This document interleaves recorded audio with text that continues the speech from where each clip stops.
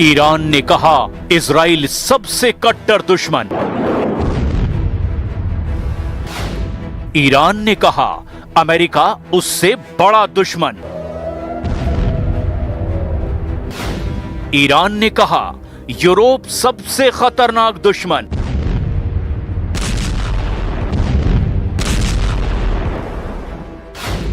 तीस देशों से अकेले लड़ेगा खामनेई का ईरान।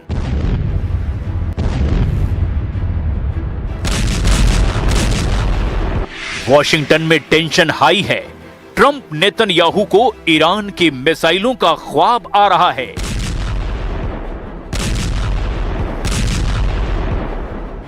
ईरान के ऑपरेशन ट्रू प्रॉमिस का खतरा अब सिर्फ इजराइल पर नहीं, अमेरिका और यूरोप के देशों को भी ईरान ने दहलाने का ऐलान कर दिया है।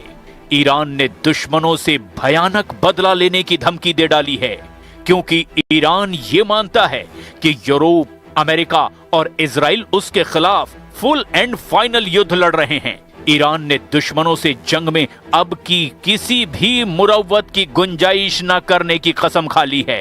ईरान के राष्ट्रपति मसूद पेजेश्कियन ने कहा है कि ईरान को युद्ध में झोंकने की कीमत सभी दुश्मनों को चुकानी होगी। पेजेश्कियन की यह धमकी ट्रंप नेतन्याहू की मुलाकात से ठीक पहले आई है। ट्रंप नेतन्याहू खाड़ी युद्ध की टेंशन के बीच 2025 में छठी बार हाई लेवल मीटिंग कर रहे हैं।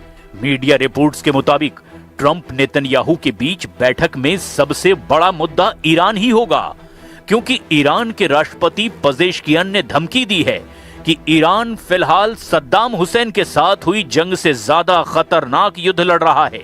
पेजेश्कियन ने ईरान के सुप्रीम लीडर की आधिकारिक वेबसाइट को दिए इंटरव्यू में कहा, पश्चिमी देश नहीं चाहते कि इस्लामिक रिपब्लिक ईरान अपने पैरों पर खड़ा हो। अगर कोई इसे अच्छी तरह से समझे तो ये युद्ध इराक युद्ध से कहीं ज्यादा मुश्किल है। इराक के साथ युद्ध में स्थिति साफ थी। उन्होंने मिसाइलें दागी और हमें पता चल गया कि कहां हमला करना है। यहां वो हमें हर तरफ से घेर रहे हैं। वो हमारे लिए रोजी रोटी, सांस्कृतिक, राजनीतिक और सुरक्षा के मामले में समस्याएं पैदा कर रहे हैं। पेजेश्कियन ने यह भी दावा किया कि ट्रंप से मीटिंग में नेतन्याहू ईरान पर हमले का प्लान डिस्कस करने पहुंचे हैं। ये बात जगजाहिर है कि ट्रंप और नेतन्याहू की मीटिंग में गाजा, यमन, सीरिया, लेबनान और ईरान सब पर बात होगी। लेकिन बड़ा सवाल है कि नेतन्याहू का अगला हमला कहां होगा, क्योंकि नेतन्याहू बार बार कसम खा रहे हैं कि जब तक इजराइल के दुश्मनों को खत्म नहीं कर लेंगे वो खामोश नहीं बैठेंगे। इसीलिए ईरान इजराइल की टक्कर का अगला राउंड किसी भी वक्त शुरू हो सकता है, जिसकी सबसे बड़ी वजह दुनिया के नक्शे पर सामने आया एक ऐसा देश है जिसे सबसे पहले इजराइल ने मान्यता दे डाली है। ये सोमालीलैंड नाम के देश का नक्शा है, जिसे इजराइल ने मान्यता देकर कई देशों में हड़कंप मचा दिया है। साल 1991 में सोमालिया के तानाशाह सियाद बर्रे के खिलाफ छिड़े गृह युद्ध के बाद सोमालीलैंड ने खुद को अलग देश की घोषणा कर दी थी, लेकिन सोमालीलैंड को दुनिया के किसी देश और संयुक्त राष्ट्र ने आधिकारिक मान्यता नहीं दी। बीते 26 दिसंबर को इजराइल के पीएम ने ऐतिहासिक कदम उठाते हुए सोमालीलैंड को देश की मान्यता दे डाली। नेतन्याहू ने सोमालीलैंड को इजराइल का पार्टनर बताते हुए सेल्फ डिटर्मिनेशन का अधिकार भी दे डाला। It's good to talk to you, and before anything else, I want you to know that I'm signing now, as we speak, Israel's official recognition of Somaliland and its right of self-determination. Our friendship is seminal and historic. So I'm very, very happy and I'm very proud of this day, and I want to wish you and the people of Somaliland the very, very best. Somalia से अलग हुए Somaliland को Israel की मान्यता देने से Arab world और Africa के देश भड़क उठे हैं। वहीं सोमालीलैंड में इजराइल का झंडा सजाकर दोस्ती का इजहार किया जा रहा है। सोमालीलैंड के राष्ट्रपति अब्दुर्रहमान मोहम्मद अब्दुल्लाही ने देश को नई पहचान मिलने को ऐतिहासिक उपलब्धि बताया है। I am the happiest person in the world today.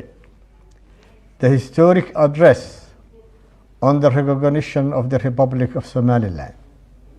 Excellencies, all world leaders, distinguished delegates, partners, all Somalilanders, today I address you at a moment of historic significance for the Republic of Somaliland.